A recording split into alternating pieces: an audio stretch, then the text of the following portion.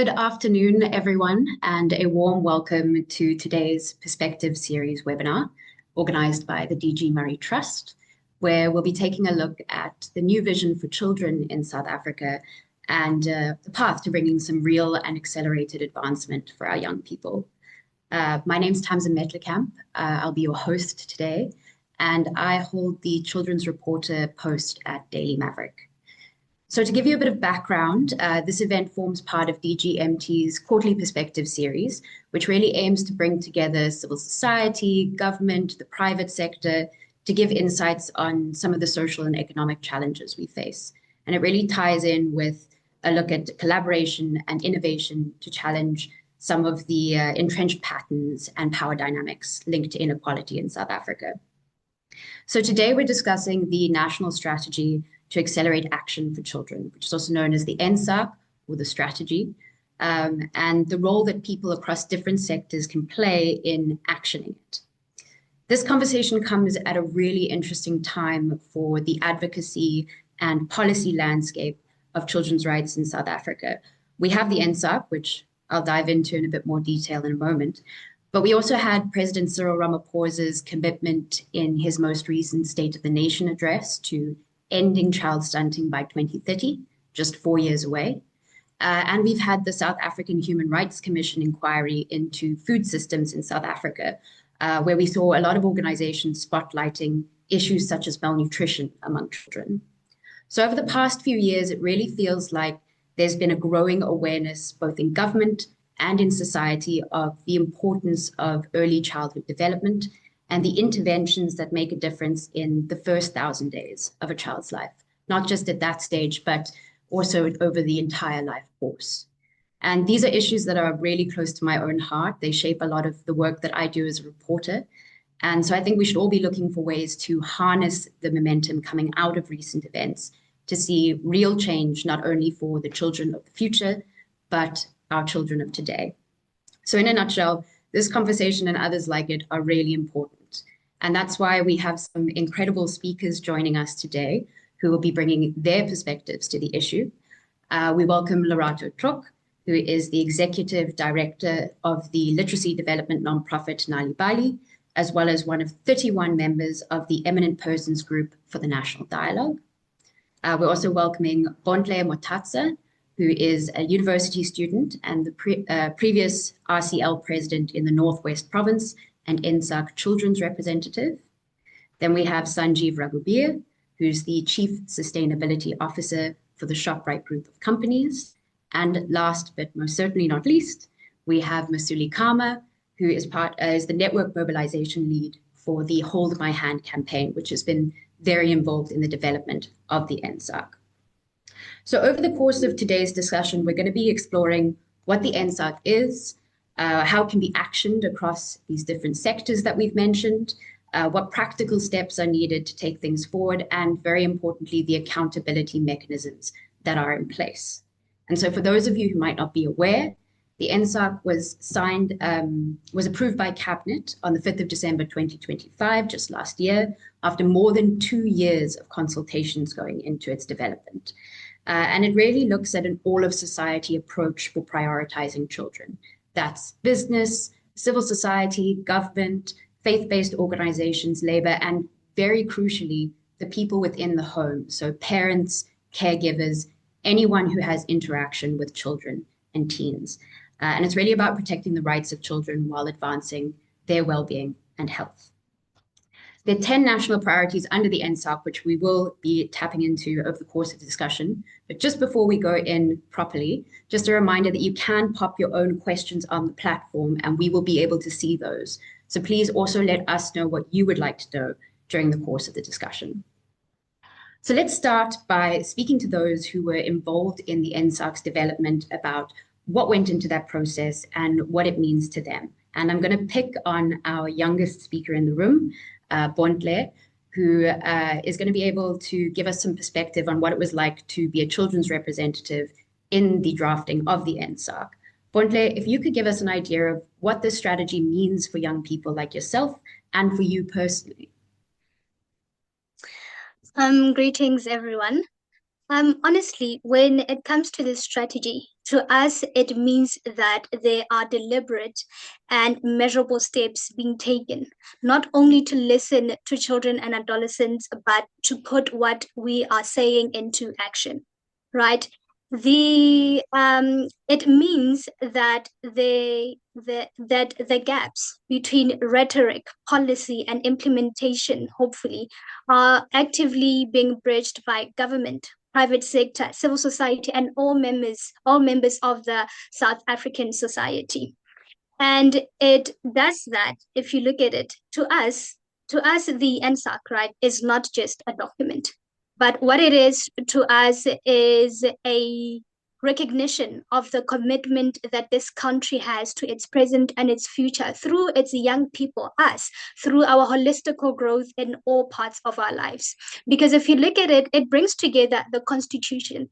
It is a reflection of Section 28, right? It is a reflection of Section 7, subsection 2, and also of research and the lived experiences of young people, which we will then see that it brings together our realities, and it does so to ensure that we recognize the gaps that are there. But it does not only recognize the gaps, but it says what must be done by it. And if it is implemented to its full potential, then it means that children and adolescents will not just be talked about, but we will be recognized and included as stakeholders in the South African democracy, where our lived realities, first of all, and most importantly, the fact that when action is delayed or not taken at all, we are the ones who face the consequences of it. So, those two factors, our lived reality and the consequences we face because of delayed action, will be prioritized through the implementation and the contributions of all of South Africa to this strategy. Beautiful. I was so interested to know that young people at that stage, you were a child yourself, you were part of the RCL, were involved in the drafting through dialogue, through consultation. Could you maybe just give us a little bit of an idea of what that process looked like for bringing children on board with the drafting, not just as the focus of the document? With if you, The whole process was mainly democratic, right? I come from a democratic structure, which is the RCL, and it was not just the RCL involved in that. We had a national dialogue where many children from different walks of life, from different organizations, such as Web Rangers, the RCL itself, Article 12, and Save the Children South Africa, and many other organizations were there. And we got together, spoke about these realities, spoke about what it is that we want to see happening further for South Africa to recognize what it truly says when it says the best interests of the child are above all else when it comes to matters concerning us, to ensure that the provisions that we're given in the Bill of Rights that have been so many times not really been given to us by our government and members of society that were not realized are realized. And from then on, we had an election where we had to elect one of us to speak on behalf of all of South Africa's children in front of the highest office in the land, which is the presidency. And not only in front of the highest office, but also in front of stakeholders, even an international organization like UNICEF, and many members who are committed to ensuring that the well-being of children and their rights are advanced. And I had the honor of being elected to be the speaker and the children and adolescents representative for the NSAAC. And that is just how it went. During the consultation, we could see that there is good intention when it comes to the NSAAC, developing it and ensuring that what we were there for was realized. And now, what we want to see most is it actually happening, being implemented, being backed up, being resourced. Amazing. Wow. No, it's such an incredible thing to have been a part of that, and such a testament to you and your character to have led that process. I want Thank to you. bring in Mesuli.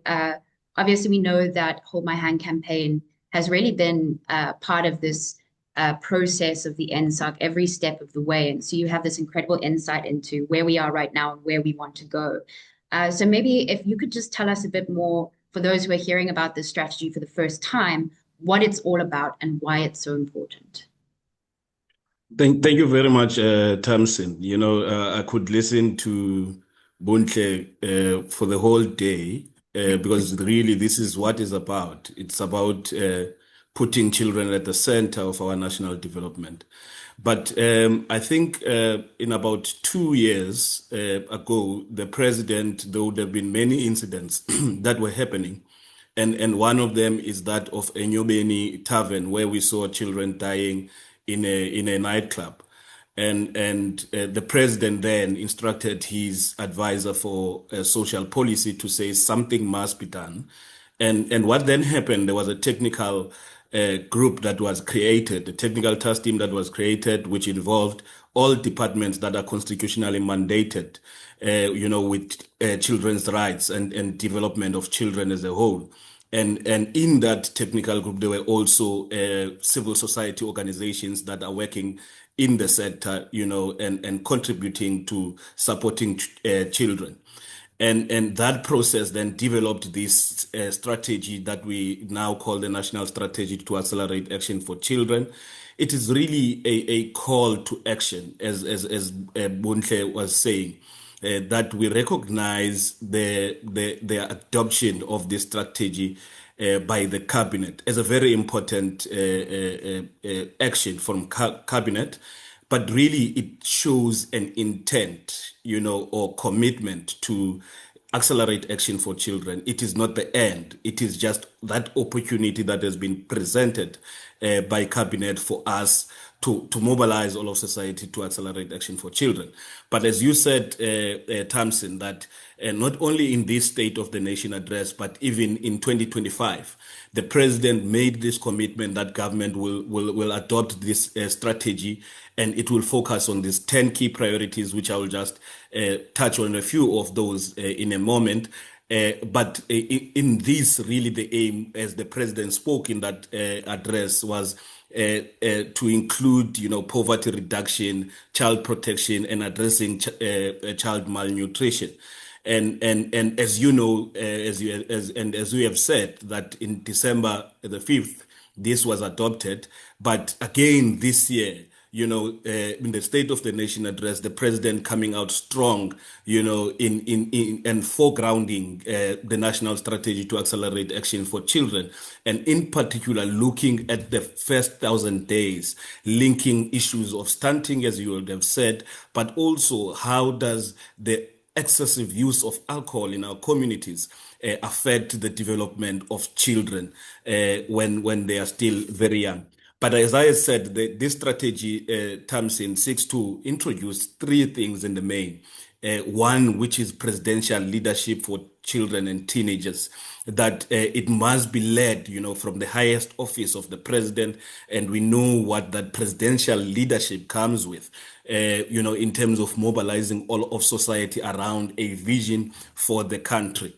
And the second one is around this clear set of national priorities to accelerate action for children, identifying the gaps, as Bontle was saying, and opportunities, and really clearly defining mandates of government departments. And the third one is around mechanisms for combined action by government, civil society, by trade unions, by the private sector, really by everyone, because we believe that everyone and every organization is somehow connected to a child. So there are these 10 priorities, as you were saying, Tamsin, and these 10 priorities in the main with that technical task group, and also the consultation, was using the nurturing care framework for young children and the adolescent framework. And really it's focused on reducing child poverty, enabling every child and teenager to thrive, and promoting their rights, as children. And these strategies, the first one, it's about strengthening families and enable parents and caregivers to care for their children.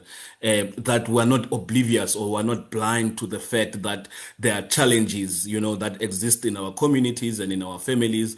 And therefore, we must be intentional in supporting these families and parents to really care for their children. And the other one, I'm not going to speak on all of them, but the other one is around improving child nutrition. We have already, as you were saying, and as the Human Rights Commission is looking at some of these issues, how do we, because it really is a travesty of justice. That at this day and age, we still have children that are dying because of malnutrition, that we still have about a quarter of our children who are stunted and therefore affecting their brain development in a country that does not necessarily have an issue of food security, but has an issue of access to food. So how do we work together as these sectors to improve, as I would have said, child nutrition? And the other one, it's around preventing disability in children and give those with disabilities the same opportunities as others. And the other one is about, building teenagers' sense of identity, agency, and connectedness. And with these 10 priorities, which we want all of society to rally behind in terms of their implementation, there is also what we call the 10 key or catalytic interventions. And I will not, again, go through all of them. But one speaks, for example, around restoring the child support grant to the food poverty line. And there are many ongoing campaigns, advocacy campaigns that are in place. For example, there's the MSG, Maternal Support Grant Coalition, that is there, which is really pushing an extension of the child support grant to ensure that that gap that exists when the child is being conceived and when the child is born, the mother is supported with some sort of financial backing so that they are able to care and get the nutritious food so that their child can really grow up healthy, even in that space. But the other one is about driving responsive care giving campaign, also focusing on early language development and cognitive stimulation. We know that many of our kids, especially within the first 3 years of life, they are found in the home environment, and we're saying there's nothing wrong with that. But how do we, as all of society, ensure that we support these children in the environment that they are, that they start, to have that language development, because we know how the brain forms in that opportunity of the first 3 years. And Hold My Hand in this instance has recently done a survey, and in this survey, we're looking at the organizations that are having programs and implementing in the sector. And the intention really is to, at the end, have a content library where parents can be able to access these and be able to see what can they do in that opportunity window to stimulate language development in their children. And there are others, like banning alcohol advertisement. We know the contribution of alcohol in violence generally in our country, and even in injuries on the road. And we're looking at how do we specifically focus on this to ensure that we protect children and teens. So there are many others, but this really, Tamsin, is about an imagination, and we want everyone to be with us in this imagination, where we imagine a South Africa where every child born today, tomorrow, the next day, and the next had enough love, enough food, enough safety, and enough brain power. And as led by Bontle and many other children, we say together we will change our future. And remember, this is not about a social welfare for children. This is about a deliberate effort in investing in children, putting them at the center of our national development, because it's an economic imperative. When you invest in children now, they are going to be able to reach their full potential. And when they do so, they will have what we call human capital. And human capital is very important for economic growth. So this is not just about children. It's about our country. It's about its future. Thank you, Mesuli. And thank you so much for touching on some of those specific interventions that exist in the maternal support grant space, the child support grant space, and in alcohol harms reduction, because I think often when we talk about these types of strategies, it's people don't necessarily know what specific movements they can get behind.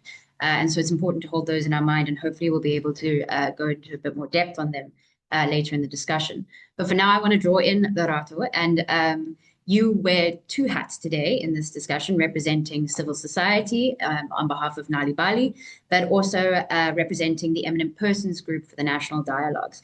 And so from you, I'd really love to get an idea of what the NSAAC means for both of these spaces and what role NSAAC is expecting and demanding of our nonprofit sector.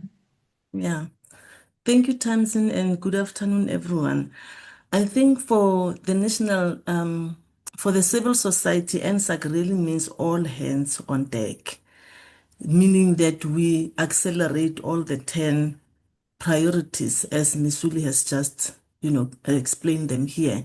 And we incorporate them into our work, in our daily work that we do. We look at every issue that we have in our work when we work with children, like Nal'ibali and the rest of other civil society where we work with children, and say, how do we incorporate all these 10 national priorities in our work so that we do more than what we have been doing? And that leads us now to the national dialogue as well, to say, when it comes to the national dialogue, it will mean that we leave no child behind, because, it's not only about every issue that is going to be discussed at the national dialogue. A child must be at the forefront of the dialogues. We cannot discuss anything that does not include children, because if you are going to be discussing issues of road safety, children are affected. We have seen children dying on the roads because of, carelessness or even alcohol. Is the children that are affected by those issues of, if you are going to be discussing labor issues, of course, children are affected by those issues because, by virtue of their parents being affected by, say, not being paid fair wages. If the parents are not being paid fair wages, what does that mean? Is going to lead us to what Mesuli was talking about stunting and nutrition, malnutrition, where children are not going to be fed properly because there's not much at home that we can provide. So what I'm saying is that when it comes to all these issues of the national, because what the dialogue is going to be doing is that is going to be discussing all the issues that affects our nation, that affects all whether it's by policy, whether it's by just, ethically and everything. And I am saying that even though, there are some spaces that are going to be discussed or placed in the areas that the discussions are going to take place, everything that is discussed during the dialogue, I think at the heart of it should be children. What is it that we want to see our country going forward in the next 30 years through our national dialogue? But we look at with the generation that's coming after us, as we speak, we should not speak just on their behalf. We should have people like Bontle in the national dialogues. We should have Bontle's peers in the national dialogues. They should be the one who are saying, you're not going to say anything about us without us. We need to be included in this. We need to be included even in the policies that we are going to be drafting or wanting to take forward for children. What are you saying about that? Is this what we want? Is this what we see for our future when you have these policies that we want to the country have in the national dialogue? Is that what we want? Is this working for us? Let's look at the future. Let's look at what happens when you people who are in the national dialogue are no longer there after 30 years, because most of us maybe won't even be there in the next 30 years because the national dialogue is now for the next 30 years of South Africa. What is going to happen? So for me, the whole thing is about accelerating the national priorities for children and not doing anything that excludes them. They should be a part of what we do. And also for the NGO sector, I think what the NSAAC is asking of the NGO sector is that, again, we accelerate what we are already doing. And what I'm saying is that partnership with government, we need to partner with government. We cannot work in silos as the NGO sector. We are saying everything that we do within our sector, we look at it in a way that we say, how does the corporate come in as well? How do we partner with corporate through the work that we do? If you are going to be working in nutrition, let's not leave corporate and let's not leave government, and let's work together as well. That if I am working as an NGO that deals with this issue, which other NGOs are working in this sector that I can partner so that we scale the work that we do for the benefit of the children, but not just us wanting to do the work and say this is what our organization is doing, but let's come together as the NGO sector and accelerate all that we need to do for the children of this country. Absolutely. And I think that's so important because, I mean, I get to exposed to so many extraordinary members of the NGO space through my work, which I find a great privilege. And there is extraordinary work happening. But it would be amazing to see a growing of that network and the bonds between those organizations who can really move the needle on these issues. Because as you say, we can't work in silos. I'm really glad you mentioned the corporate side because that leads me very neatly on to Sanjeev, and I promise I haven't forgotten about you. Sanjeev, you're here representing a different side of the space, the corporate private sector. And I'm curious to hear your views on in this space. Obviously, having thriving children is a good thing for business, for our economy. And so how do we make sure that there's a greater inclusion of the business sector in this type of movement and of parents in the business sector? Yeah, absolutely. Thanks, Tamsin. Just picking up some of the points that Bontle raised in terms of the strategy, in terms of how it's defined these 10 priorities. Important to look at how the private sector, and in this case, Shoprite, responds to those priorities. And I think in terms of enabling or in terms of actioning on those priorities, everyone has a role. I mean, Lorato talked about it being a situation of all hands on deck. So from the private sector, from civil society, from government, and the private sector certainly has a role to play in this space. And I'll elaborate on that in a moment as well. And I think Mesuli centered the discussion so nicely in terms of children being at the center of national development. And as a corporate, as a business, as a retailer in South Africa, that's important, if not critical, for us.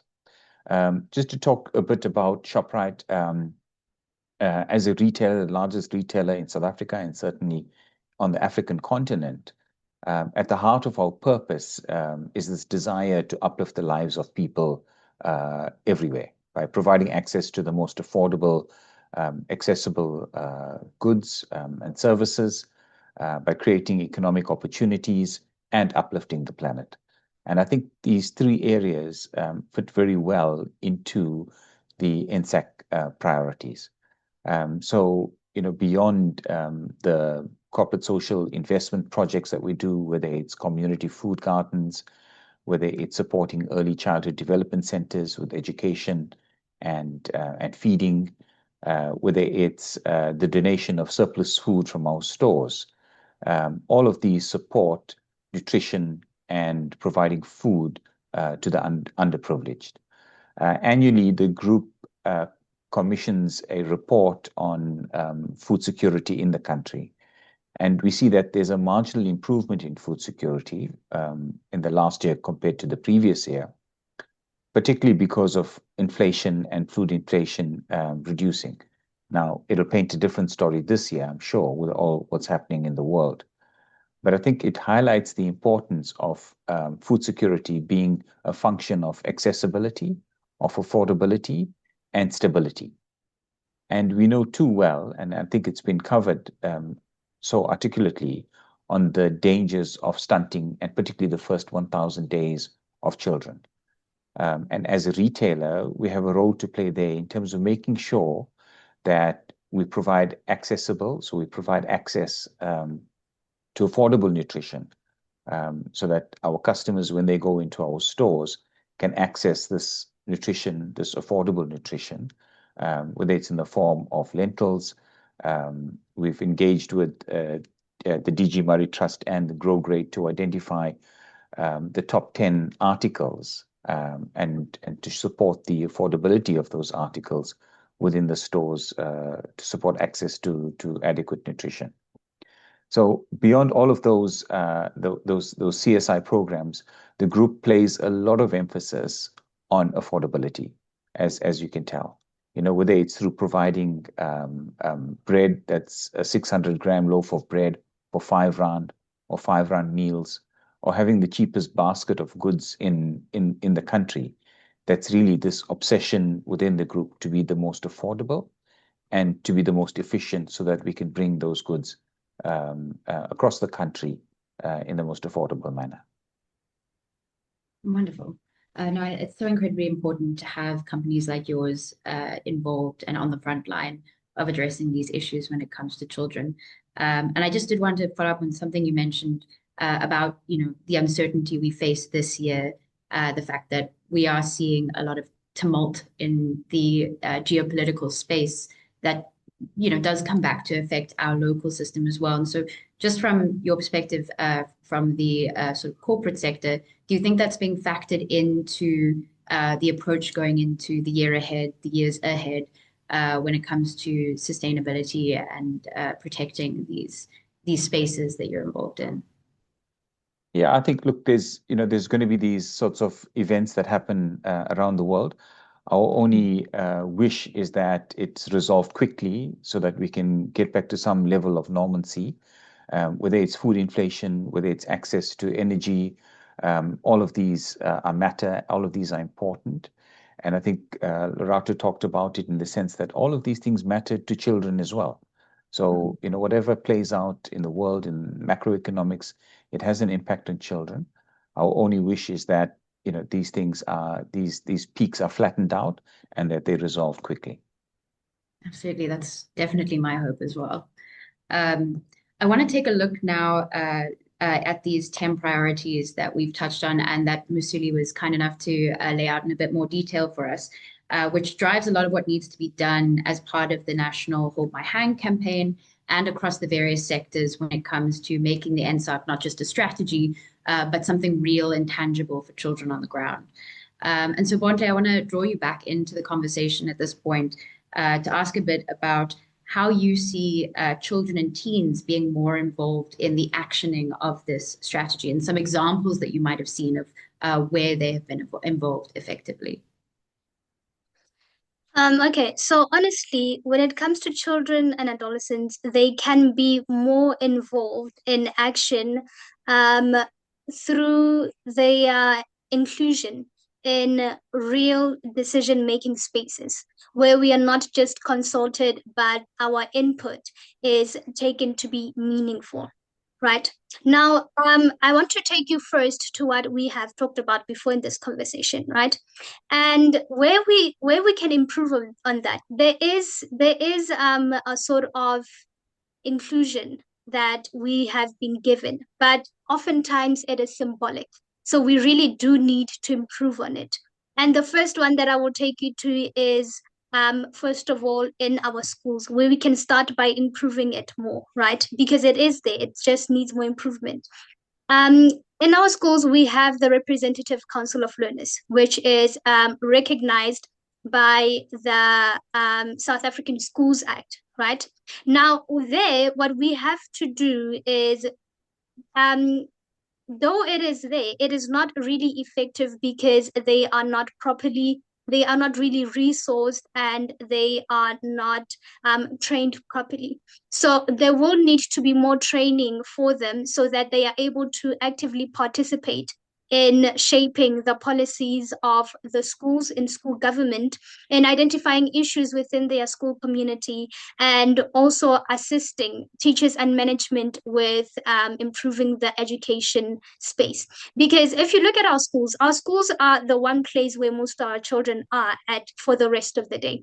That is where that is where we can start targeting our objectives in the 10 priorities. That is where we can get nutrition through. That is where we can get brain power through. That is where we can get them to get reading and reduce the stats of children being able to read, but not for actual meaning, right? That is where they can be screening in the schools themselves. So we need to empower children in those schools, teens and children in those schools, to also participate in helping that being rolled out. And not only that, beyond schools, what would also be needed is for more proactive youth forums and community projects, and for the youth and for young people to be involved in local government structures. Because you find that, no, there are young people in those structures, but are they really listened to? is their input being taken into consideration and implemented, right? And that is where young people are able to identify challenges also in their communities and co-create solutions to them. For instance, what we can also have through broader community structures is for teams, for example, to be able to not only head but also be part of initiatives and awareness campaigns where there is awareness about mental health issues, about even stunting as we already know it, about alcohol harm, about substance abuse, about how they can better be assisted by government, not just directed, assisted to tackle these issues. And another thing is that we will also need that organizations that work with children to also not only symbolically include them, but to not just symbolically include them, but to include them rigorously by including them in their planning, in their frameworks, in implementation, as well as including them in evaluation of their programs, so that we are able to bridge those gaps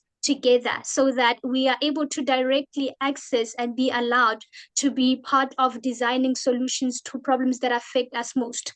Now, the other thing which I believe we can really take advantage of when it comes to including children in all of the action is the fact that we are an interconnected world, right? It might not be available to everyone, but it is available to the majority, right? And being interconnected, we will be able to also pull in young people from different demographics, all walks of life, just like that consultation did, right? When we pull them in, we can do that through online surveys, through online discussions, as well as online campaigns, so that a select few who may be picked just because of how they speak, who are as eloquent, are not the only ones who are included, but even others who are not able to be in the spaces that I am in are included to be part of this. Because ultimately, we need to recognize and be frank about the fact that if children and adolescents are the one being mostly affected by our country's inaction, then we must be included and also be given that broad power to be part of the boardrooms and the implementation on the ground. I agree with Mesuli. I could very easily listen to you speak all day, Bontle, and I'm sure you're going to be crucial in those spaces you talk about going ahead. But no, couldn't agree more. We need to hear those voices. And we also need sort of real examples of projects that people can get behind that are actually making a difference on the ground for our young people. And there is one of those that is going on at the moment that Shoprite is involved in. And Sanjeev, I'm going to invite you in here to speak a bit more about it now, which is a public-private partnership, the Kalisa Care Project here in the Western Cape, which is a really good example of how the public sector, the private sector, and nonprofits can come together to, in this case, address an issue of maternal support and nutrition going into the first 1,000 days. So Sanjeev, could you tell us a bit more about that project and Shoprite's involvement? Yeah, so important for us as Shoprite to be involved in that. It's really a project that was initiated by the Western Cape Department of Health together with the Premier's Office as well as the DG Murray Trust. And the focus, we talked about the first 1,000 days of children. The focus is really to make sure that pregnant mothers have access to adequate nutrition, particularly in terms of addressing things like underweight of the mums themselves right up until the babies are born. And the program looks very importantly of, on the one hand, providing access to nutrition, but at the same time as providing comprehensive support from a primary health care as well. So it's not just one or the other, it's actually both that then results in addressing and countering these issues around poor nutrition and stunting and addressing that. And I think bringing in the beauty of this project is that each of the parties brings their own strength. Lorato again talked about collaboration, but I think collaboration works particularly well if you leverage the strengths of the different parties that are in that grouping. And in this case, the strength of the Shoprite Group is really to be able to have specific, we call it deals for specific customers, and through understanding our ecosystem and how we can, through our loyalty programs, identifying specific customers and allocate specific deals and specific specials to them to be able to discount certain food items, and particularly nutritious, high protein, balanced food items, so that we can see the impact, the long-term impact on pregnant mothers and indeed the children. So this project has started. It's been running for a few months now. We're yet to see the outcomes of it because it's a long-term thing.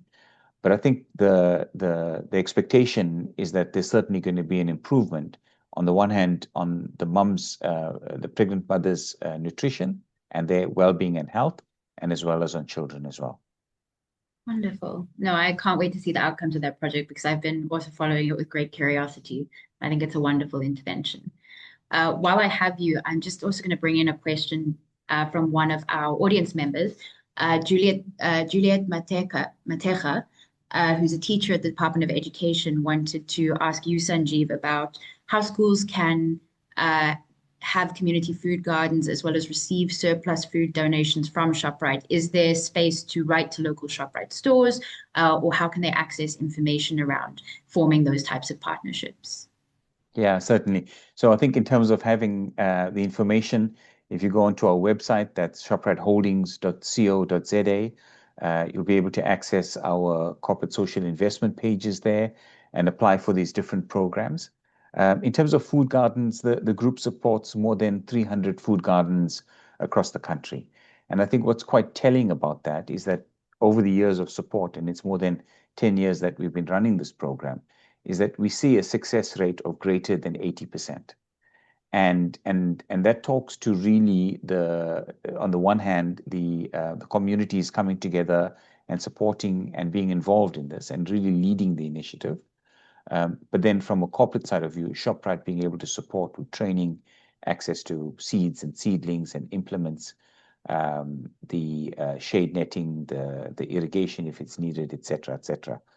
So, but what we find though is that we have the biggest gap in schools, in that when schools break for the holidays, for example, then there isn't that care and that continuation on the food gardening, and that's where we see a gap, which in some schools has been addressed and has been dealt with.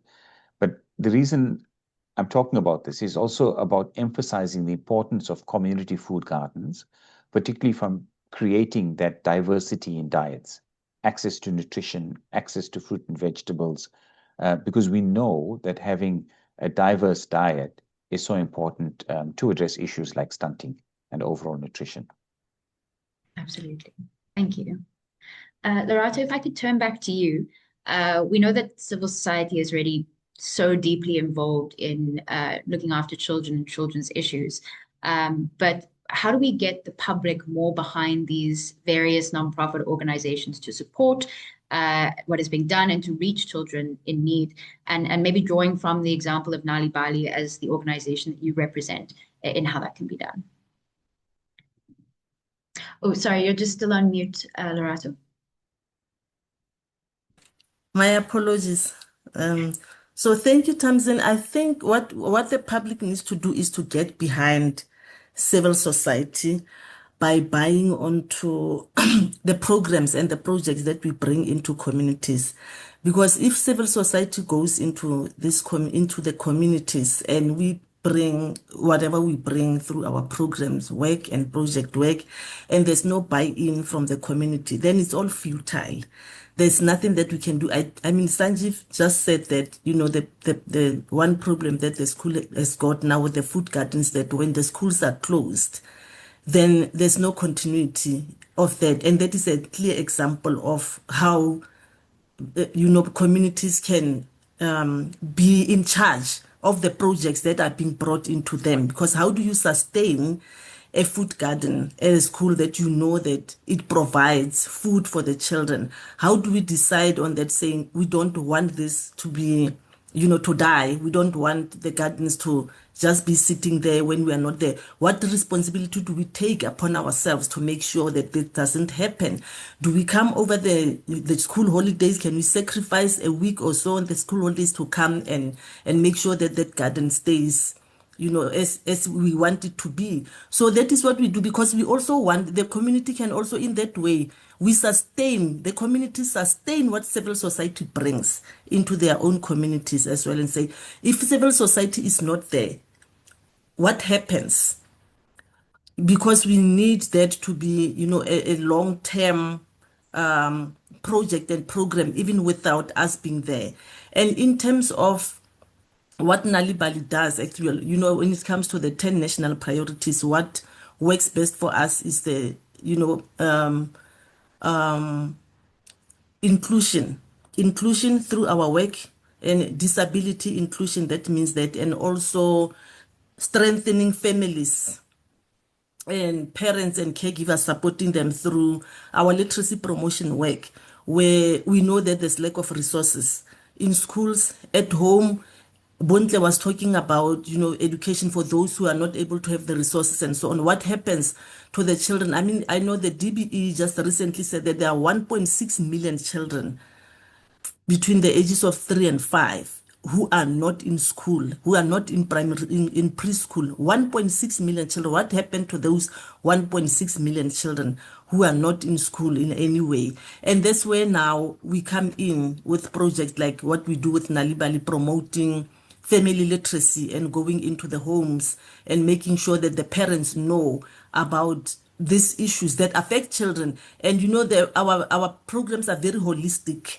They look at the whole child. They look at the disability. How does education and disability go together? What other programs do we do? We deal with children who are not able to hear, and parents are not even aware that their children are not able to hear. And then when we do during storytelling time as Nal'ibali, we do realize our story sparkers, our people do realize that this child is actually not here, or there's something that is not right with the child. How do we do that? And we work with, government departments. That's the partnership that I was talking about. We work with the health department, we work with DBE, we work with, and then we take those issues and say, we went into this home and we suspect that there's a child there or children in a certain home or in certain homes where they are not able to, but we are not doctors, we are not medical people who we can say the child is not doing this. And that's the partnership that I'm talking about. And that's why I'm saying that, when we get into communities, they should get on board and make sure that when we come into those communities and bring our resources, it's for them. It's not for our own, wanting to shine and wanting to say, Nal'ibali, we do all this work and all that. And also, all those, making sure that children who are not able to see or to read and write are being given the resources that reflect their environment in terms of providing stories that children can see themselves through the illustrations, see their lived experiences through the illustrations from the books that we provide, from the supplements that we give. Even the stories that they hear should be the stories that they can hear their voices. They can hear an uncle having told the story before, or your grandmother having told the story before, and say, that means that my grandmother's story matters, or what my community goes through on a daily basis, it matters. It's not only things that, they will see, for other children, that some children in some other part of the world, they are getting this, and I want to be like this child. They need to be able to say, here where I live, I see stories that look like my own home. My home can be a shack or whatever, but it is in a story, and I can see myself here. But I can dream bigger. From being here, I can dream bigger and be something else that I would like to be. But that doesn't mean that where I come from is not valid. So it's all through that work and the ecosystem that we find ourselves in, that we are part of as Nal'ibali, to say, how do we do that? But also, working with the community-based organizations in the areas that we go in, so that we scale our work, so that when we go there, we don't go and saying, we are giving you this and you are not part of it. We don't give you this. We are a partnership that says, we hear you, we see you, but we want you to take charge of this because you know your children better, you know your areas better, you speak the language that we might not speak. And a language that we might not speak doesn't only mean a language like Zulu or whatever, or Setswana and so on. It means that you know the problems that you have, and the solutions must come from you. You must be the ones to say, we are only going to be able to serve this in our community when you bring this and when we work together on this. So that's how the public can be, working with civil society. So many different ways that publics can come on board and say, we want to be a part of this, not just you bringing things here and going as if it's just you giving and giving and giving. We don't want to just receive and receive and receive. We want to be a part of the solution as well. Absolutely. No, that representation is so important. And I think one of the things I've definitely noticed in communities is that people do want to be involved. They do want to be empowered through the action. And so if you give them the space where they can have that empowerment, they're so ready to come on board and be a part of the change. Mesuli, I'm going to shift over to you now and look a bit at fleshing out this all of society approach that was talked about when it comes to the NSAAC and its implementation. And if you could just bring in as well how the Hold My Hand campaign and mobilization strategy encompasses that. Thank you very much, Tamsin, and even to the fellow colleagues, for the contributions. I think this idea of a whole of society approach is not only critical for NSAAC, but we know that, when we work together as all sectors in South Africa, we're at our best. You'll remember there was a novel COVID-19, and we put up a good fight than many countries that are developed. And we could achieve that because all people of South Africa, whether as individuals or as businesses, even though they didn't know what they are dealing with, were able to say we're united behind this vision. Now is the opportunity. We are all connected to children, whether it's your child or it's a nephew. And even if it's not that, you were also once a child. So really, this is an important issue to unite about, and because it's about our country. So we have identified, as everyone was speaking here, all these sectors, we all know them, and we say that government has a role to play, for example, even the adoption of the strategy, even continuing to, deliver their mandates as per the Constitution, and ensure that there is monitoring and evaluation and even accountability, and support to government delivering on its mandate. But also private sector, I think Sanjeev did justice to, the role of private sector. And we also know that many parents and caregivers are working for the very same private sector. And they could be supported by private sector in order to be able to care for their own children. But also, the civil society, we have spoken about that. But there are also parents and caregivers themselves. There's faith-based organizations. How does the church make it conducive and a favorable environment for a mother of a 2-month-old to be able to attend a church service? And while attending that church service, there's an environment created for that child, even if it's an opportunity to develop their cognitive development or whatever it is. And some churches are doing this already. So there are all these structures. So in this strategy or social mobilization strategy, we're then saying not everyone knows about this NSAAC. Not everyone was involved in the formulation of the document. So what is important first is to, galvanize all of society and making them understand what does NSAAC mean in simple terms. How does a man who's sitting in a community structure relate to this? How do we make it simple? And we're running an Hold My Hand campaign, for that, so that we're able to really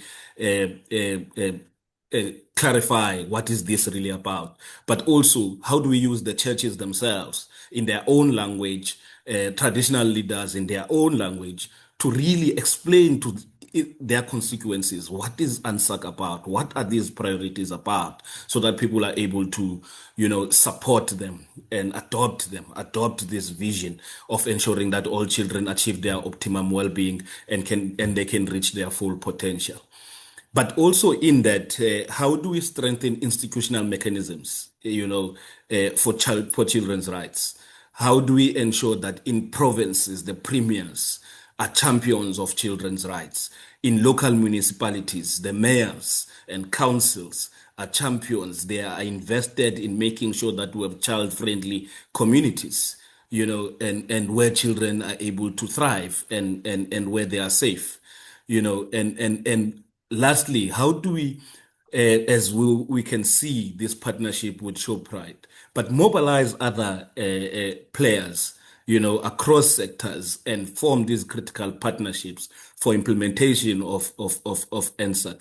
And that would involve coordinating the sector itself so that we're not about our organizations, but we're about children.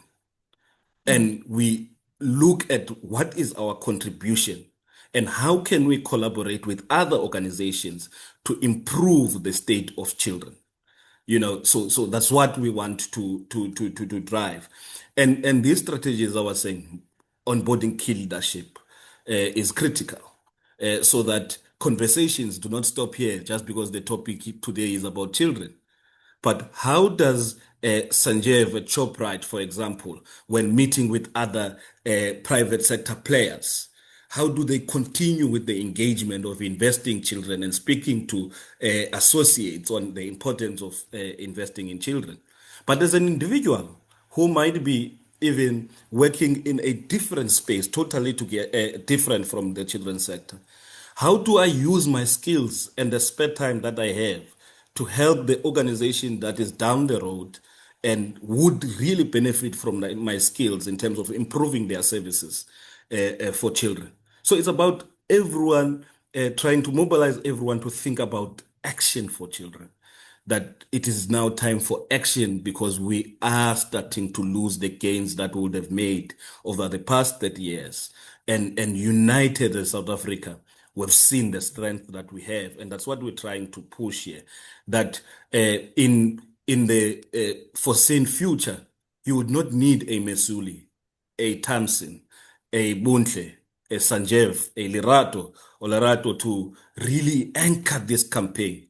But it would be, a language that is used in the home that everyone is concerned about, that everyone, like we saw in COVID-19, where there was this element of leading by example. People were creating their own masks immediately when we were told that we must not use the medical ones. People were on their own having soup kitchens, where people were on their own sharing food, working with different entities. We want really to have that, and that's what the social mobilization strategy of NSAAC is engineered towards.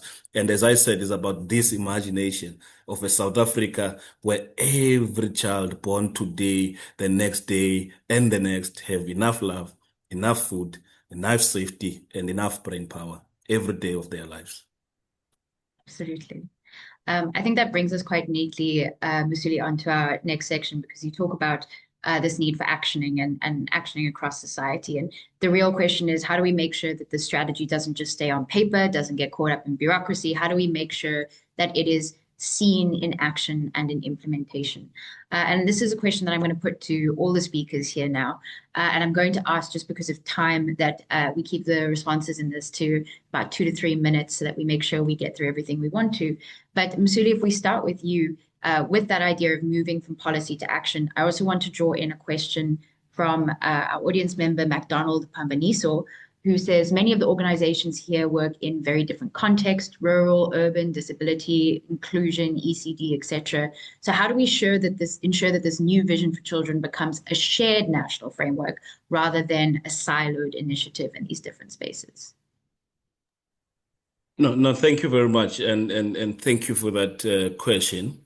I think one thing that maybe I should have said from the start is that all what we're saying, we're not thumbsucking it. It's based, I think Bontle said this from the start, it's based on evidence and research that is there. So if you look at Brazil, there's what they called Bolsa Familia. If you look at Chile, there's what they called Crico Contigo. And really, it was this branded national campaign that puts children at the center, and that's what Hold My Hand seeks to be. That puts children at the center, communicates to everyone, even to parents, even trying to show them what they could do with what they have in the home environment to do something. So what we've done then, therefore, at Hold My Hand, we've asked ourselves, what are these three levers of change? And we said the first one is this powerful public engagement. So this public engagement must continue, and as it continues, NSAAC will never die. In actual fact, as you were saying, that immediately when we heard the president talking about the commitment to end stunting in the next 4 years, we were excited. And immediately our leads, we're going to the president, making representations to say that things can be done. There's evidence of what could be done. We can even leverage on local food production, as Sanjeev was saying, community gardens and all of that. But there are also other interventions that could be done. So as we continue to have a public powerful engagement, it does influence decision makers. It does influence those who have the ability to contribute, to take action. Then the other one was on these dynamic networks of influence, as I've said, that we want to bring everyone in. And then the other one is compelling program design. And in that, you must look at the gaps, but also you must look at the question that is being asked around the different setups, the rural areas, because if services are not reaching that space, it means there is a gap. Now, how do we work with civil society? And our attitude, as Hold My Hand, is that we're not an implementer. We are just this interface. We leverage on what other partners are already doing in the sector. There might be organizations that are in that rural area, and there might be an organization that is working in the urban area.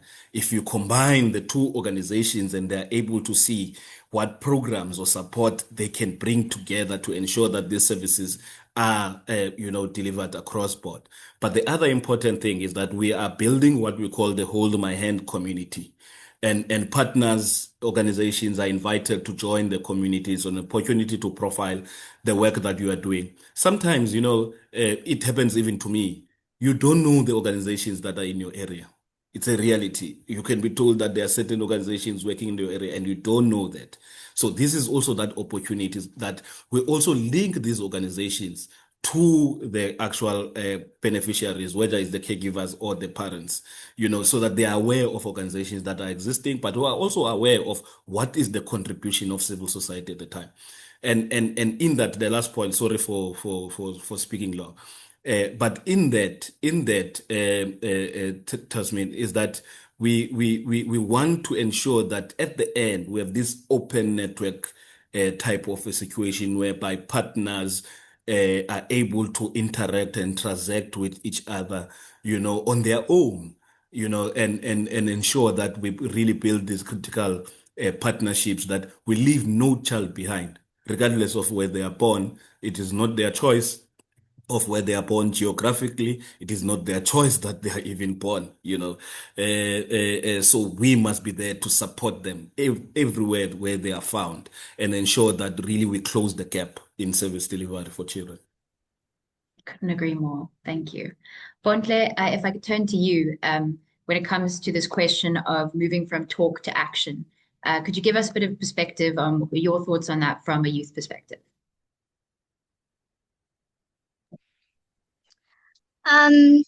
Okay. So when you look at strategies, right? Strategies do not just fail because of how they are written, but because of poor implementation. So to answer your question, Ms. Tamsin, to move from rhetoric to action means it requires accountability.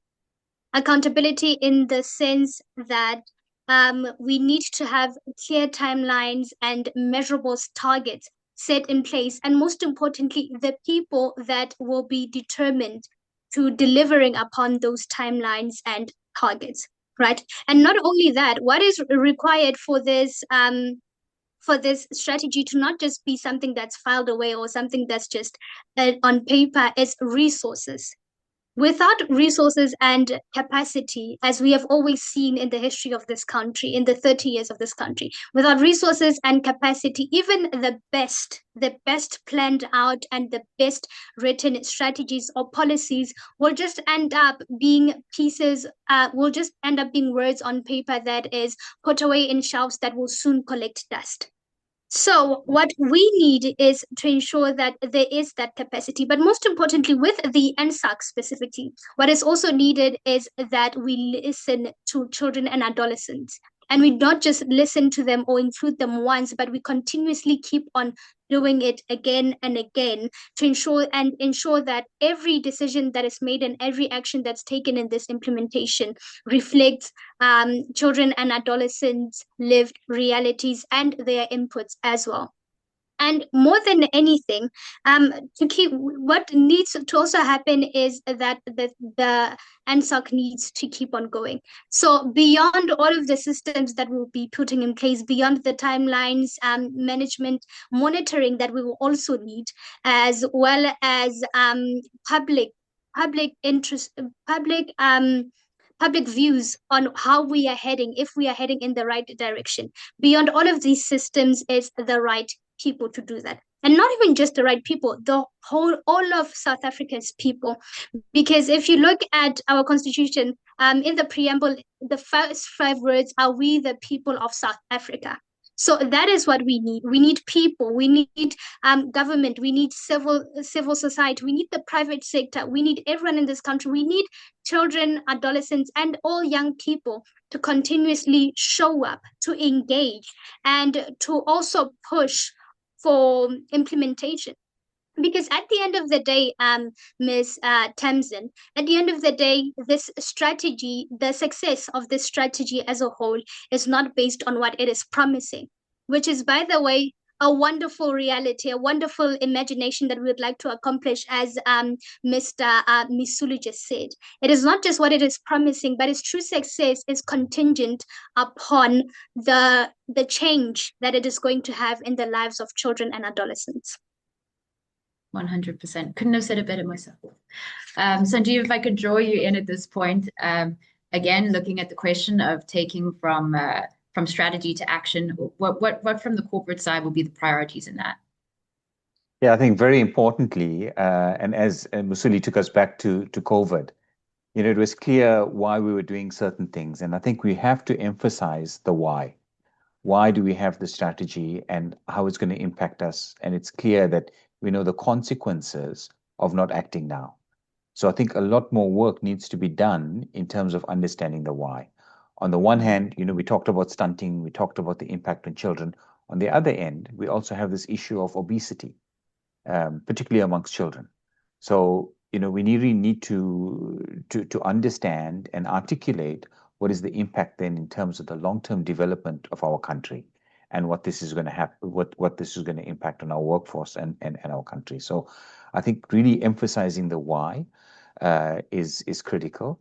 And then the strategy is extremely well thought of. I mean, Bontle talks about it very passionately, and I think the 10 priorities are very clear in terms of what it wants to achieve.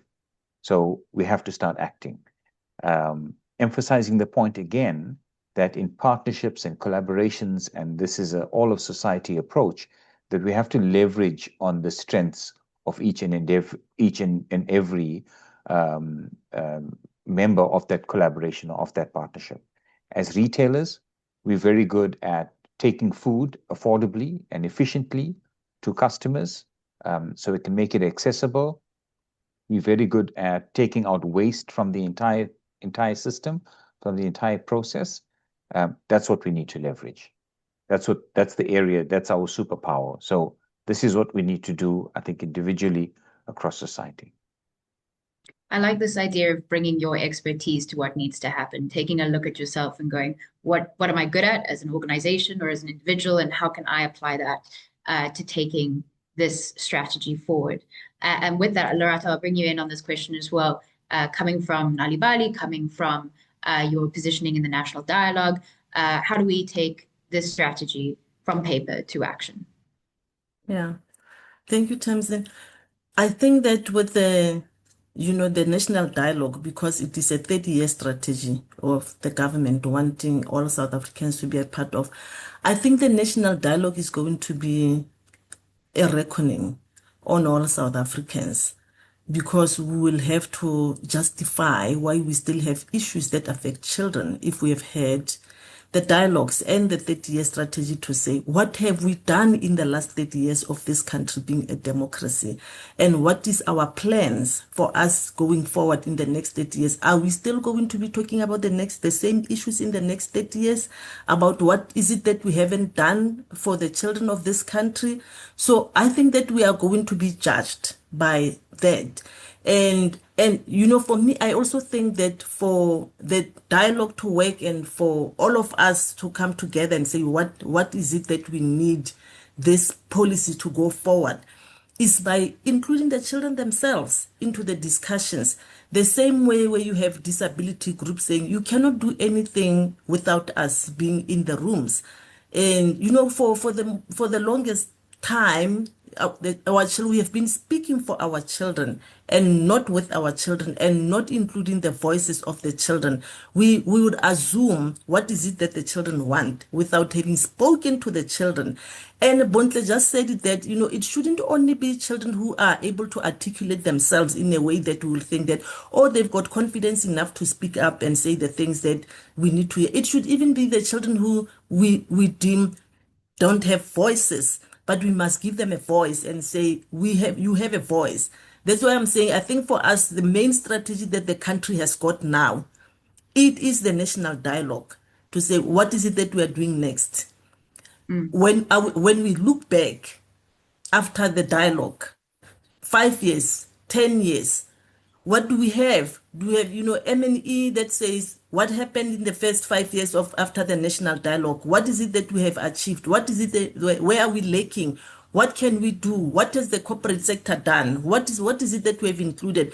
What has organizations, civil society like Nal'ibali, when we said that we still have issues where 81% of our children are not able to read and write with understanding? What have we done? What can we bring in? What have you done as the corporate sector when we have children who are not able to read and write? What happens to you in the next 10 years when those very same children are going to be in the workforce, but we have not done anything to get them to read with understanding? What kind of a country do we want to be? What kind of what do we want to bring? What doctors and engineers? How are we going to get that? How are we going to get a plumber?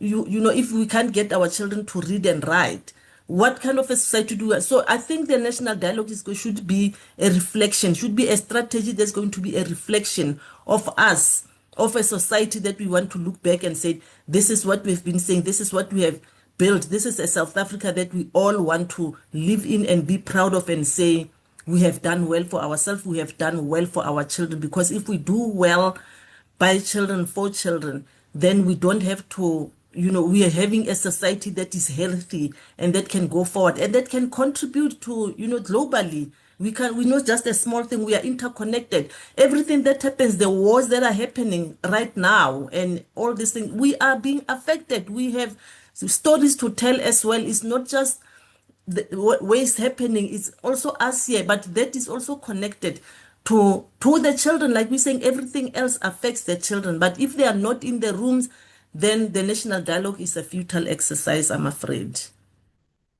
100%. Let's look at this question of accountability, because it has come up now in some of these responses, and I think it's incredibly important to not only look at what's needed for action, but also what do we do if that action doesn't materialize? What are the tools that are available to us to hold power to account, to hold stakeholders to account, if we feel they're not fulfilling their obligations under this strategy? And I wrote an article last week which was looking at this budget in the Department of Basic Education for a pilot ECD nutrition program. It was first set aside in 2024. They're now saying it'll be implemented in 2026. So, there's that delay that happens with bureaucracy where sometimes we have the tools, but we're not necessarily seeing the implementation we'd like and the timeframes that we'd like. So in situations like that, Lorato, what kind of tools does civil society have available to it to push for accountability and to say, no, this needs to happen now? Yes. Yeah. I mean, you just, I was reading the article that you wrote about that, the budget is still, this budget that was, project that we have this, it still hasn't been used. And why? Because of red tape. And what happens in the meantime? Children are still dying from hunger. Children are still, they're stunting. There's, HIV medication. People are not getting HIV medications because the red tape. How do we get that? I think, because we also have a very active civil society in our country. And I think it's important, for civil society to know about these things. Mesuli was talking about, if, the faith-based communities, how do we take this actually policies and get them to these people and say, or to these communities and say, do you know that there's a bill that, Parliament has just passed? There's the NSAAC bill.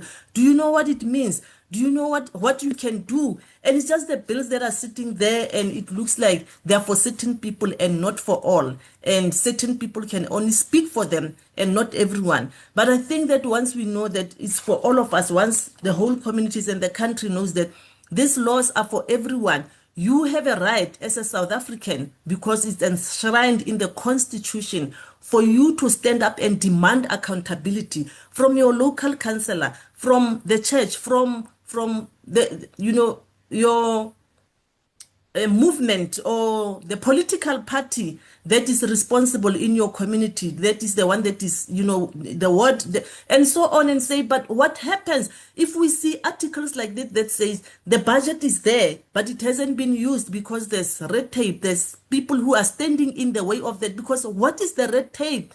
What is the red tape? Why do we have somebody who's supposed to do this work and not doing it? How do we hold people accountable when we know, when we hear every day how much we have waste in the country, in the government, when we have hunger, but we know that millions have been given to people who have no business getting that money, or for the taxpayers that are working so hard for. But we also have issues where money has been held that should have been used for things that matter. So for me, it's that, civil society, because, in South Africa, that is what we have been. That's why we were able to achieve our democracy, is through civil society standing up and demanding better for ourselves. And I'm saying that this is the same way that we can do and continue civil society to be active in matters that affect our children, that affect our communities, and not just sit and think that it's some other people who are responsible for. We are all responsible for making sure that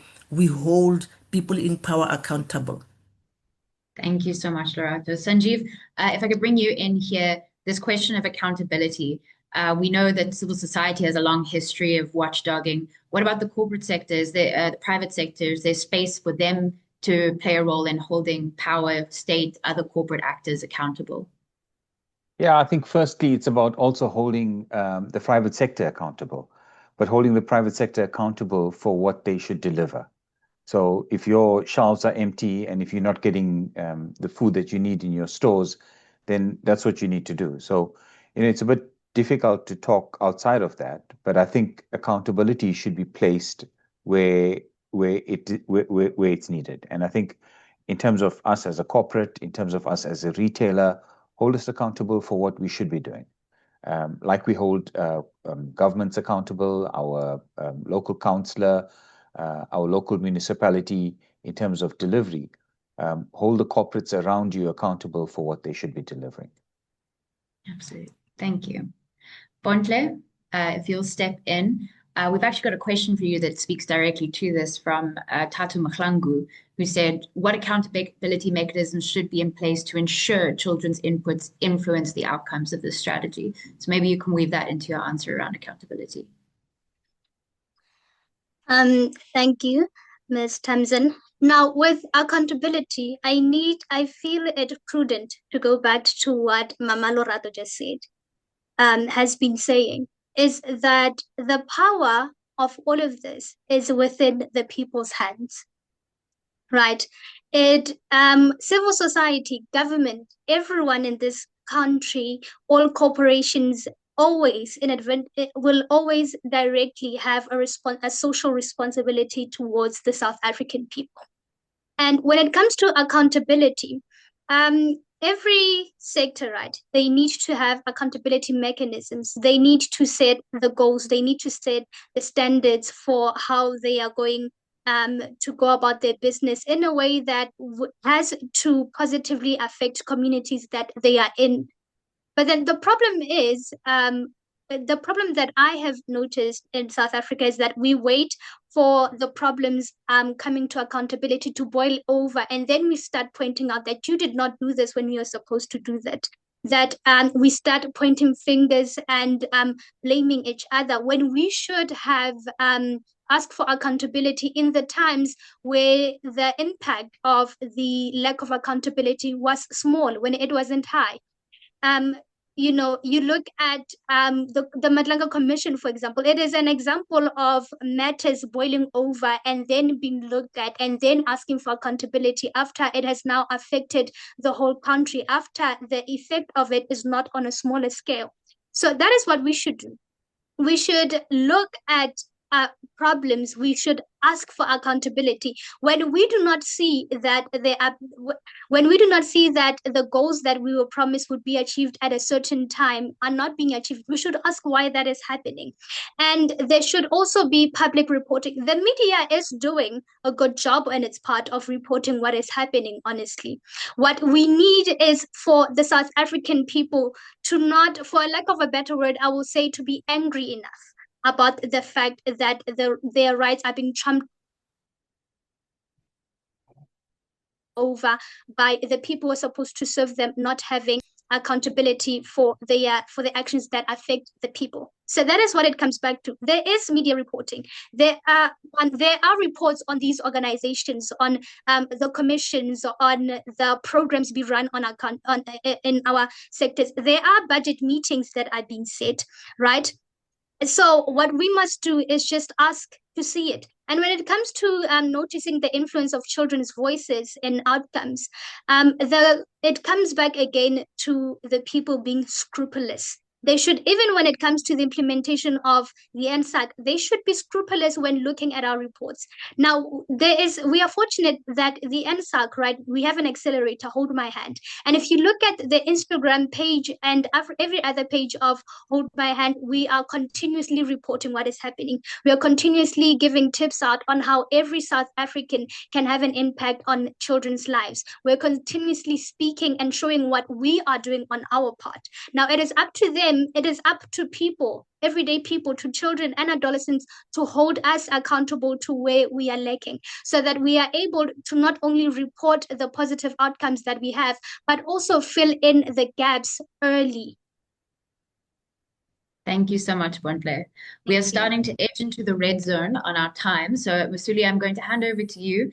If you wouldn't mind giving us a bit of a breakdown in 2 minutes from the Hold My Hand perspective, looking at what tools you guys have to monitor the progress for the NSAAC and what accountability mechanisms you're holding there. Thank you very much, Tamsin. So in the Hold My Hand accelerator, we have different functions. As we all said, we have comms and network and all of that. But we also have an important one, which I think responds to the question that you are asking, which is the inform function. And in this function, we want to inform what needs to be done next for children and adolescents through collaboration, integration, and synthesis of new and existing information systems. Some of the data lies in the implementing organizations. How do we invite everyone so that we synthesize this data, as I'm saying, to really inform what must happen next?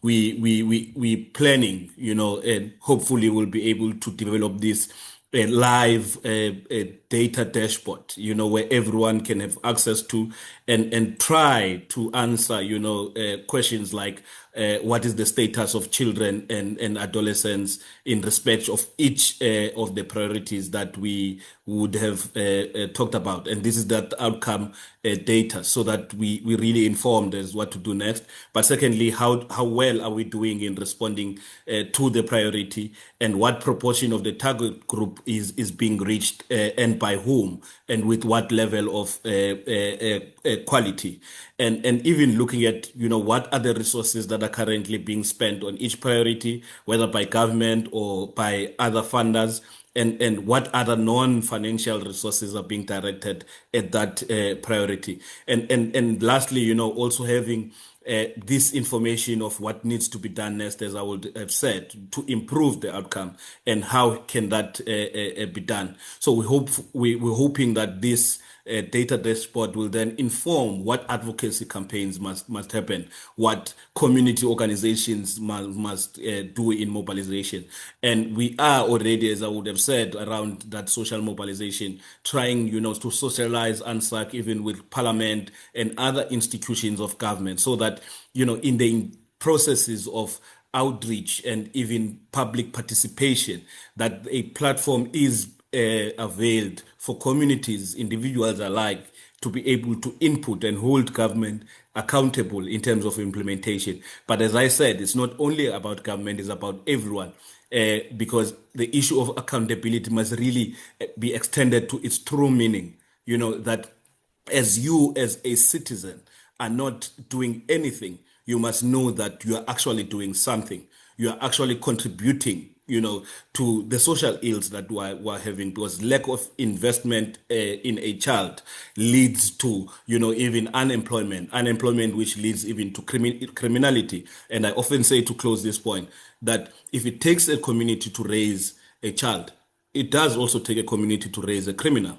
And by that, I don't mean that all criminals, you know, are criminals because there was a lack of investment in their childhood development. But reality is that there is a research that shows that one of the contributing factors to criminality is when we have not ensured that we invest for children in children, so that they are able to reach their full potential. So there is that dashboard that we think should inform what must happen next. Thank you very much. And thank you all for your insights. It's incredibly valuable for myself and others when it comes to that question of accountability. We're going to do a last flash round. I will be able to give you 1 minute per speaker for this one, because yeah, we're in the danger zone. But just quickly saying what one thing is that each of us can do today as individuals to improve the well-being of children, and maybe sharing an example of what you as individuals are doing to improve the well-being of children. Lorato, if you'll jump in. Thank you, Tamsin. So yes, what I am doing, because I'm also a writer, I write for children. I write books for children. So I'm saying what I do to do that, you know, for children, is writing books that I did not read as a child, and I'm writing the books that I think that South African children will be happy to read. That's my contribution to the children of this country. Beautiful. I can't wait to see them. I'll have to go check them out. Thank you. Mesuli, over to you. Thank you. I thought I was going to be the last one again.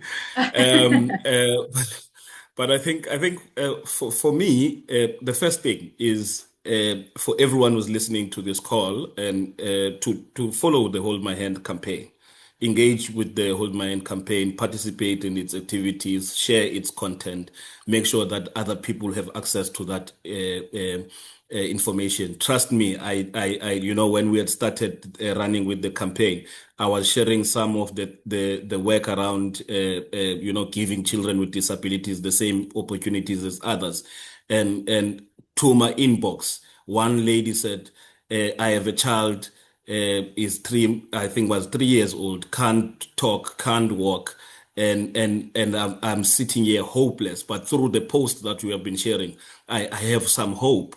And we're able to connect that lady to a platform of another organization, you know, where there's a WhatsApp of these parents, that they're able to support each other and engage with each other. But one thing that I want to say, I have a message, Tamsin, if you can allow me, to the absent fathers in the lives of their children. There's no justification whatsoever that you are not involved in the life of your child. One friend of mine, who's also a Mfundisi in the township I come from, posted a status on WhatsApp that says, when are you involved in your child's life? if you stopped, why did you stop? And interesting responses were coming in, people thinking they were justified, that the mothers are using whatever they are not doing to prevent them access to the child. Therefore, they have taken a decision not to participate or contribute. And I want to say, there's no justification. Whatever challenges that you are having, try by all means. Your presence in the life of your child is very important. And to mothers, the presence of fathers in their child's lives is for the best of the child. And we know that you love your children. We exist in communities with different challenges, but for this moment, let us put the child at the center and ensure that that child is supported. Thank you. Thank you, Mesuli. Bontle, over to you. When it comes to helping a child in our lives, what I do is pass on what was taught to me by my grandmother and fueled by my single mother as well, who made sure that I had books to read. This eloquence that I have, my imagination and my confidence onto my younger sisters. My youngest is in primary, and so every Thursday I used to make sure that we read. Now that I'm in university and not able to do it personally, I make sure that she reads every Thursday and that she tells me what she read about. Because I also want her to be in that world of wonder, to see her own story and the possibilities that she has reflected in the books that are written by people like Mama Lorato. And not only that, she is a leader in her class. So her teacher puts her in positions where she's able to help other learners. So what I'm doing is what she carries on to help others in her classroom. Now, what others can do is it does not need money, does not need huge resources. What we can do to support children every day is simple. You can say a kind word to them. Tell them that they're special. Appreciate them when they do good things, and have the courage to not feel bad when you discipline them for doing things that they should not be doing, because it goes into their character. Teach them and just always be there for them. Listen to them without imposing judgment on their questions or what they say, but with curiosity to also handle theirs. And what they also could do is also interact with us at the NSAAC on the Hold My Hand page, so that they can see that being done and see how they can help if they do not know. Thank you. Thank you so much, Bontle. Sanjeev, over to you for a final comment. Yeah, difficult to go after that, but I guess the starting point for me is to be authentic. And I think whether as an individual, whether as an organization, as the Shoprite Group, is for us to be authentic and to continue delivering, to bring nutrition affordably and giving access to that. I think that's critical, and that's what we need to do more and more, and as efficiently as we can. It's what we do. And looking after environmental sustainability within the Shoprite Group is also making sure that we do not compromise the environment for future generations, so our children and our adolescents. So that's what we do. Thank you so much, Sanjeev. Just from my side, obviously the media has a role to play in this story as well.